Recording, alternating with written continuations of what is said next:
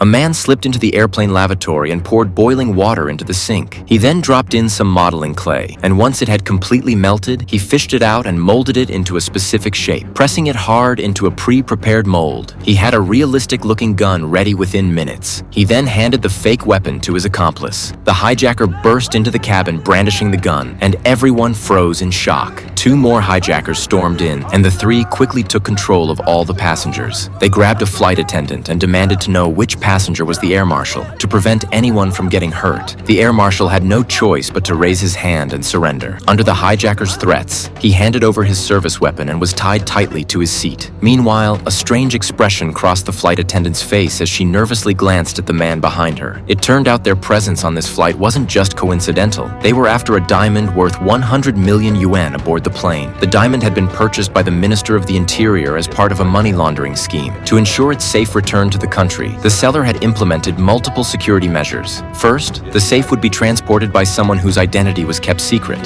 Second, opening it required two passwords, one half with the seller, the other with the minister. And finally, a SIM card with an activated tracking system had been planted. Any tampering would trigger an immediate alert. What the seller didn't know was that Rashi had secretly contacted the minister's secretary, convincing him to share the other half of the password in exchange for a 50-50 split of the stolen diamond. With the second password in hand, Rashi boarded the plane with his girlfriend, planning to steal the diamond together. The problem was, they had no idea who the mysterious courier was. Just when he was at a loss, word came from the security company that the courier wouldn't eat anything during transport. The two instantly came up with a plan. During meal service, the woman used her flight attendant cover to ask each passenger individually, quickly identifying the courier's location. She then pretended to accidentally drop her tray, spilling food all over the courier's clothes. The man had no choice but to go to the lavatory to clean up. Just as Rashi was about to make his move, a hijacker suddenly appeared, throwing a wrench in his plans. But Rashi wasn't ready to give up on the diamond. He faked an asthma attack and asked permission to retrieve medicine from his seat. Not wanting any more complications, they agreed to his request. Rashi found the courier's luggage and pulled out the safe containing the phone. But before he could celebrate, the hijacker suddenly appeared behind him.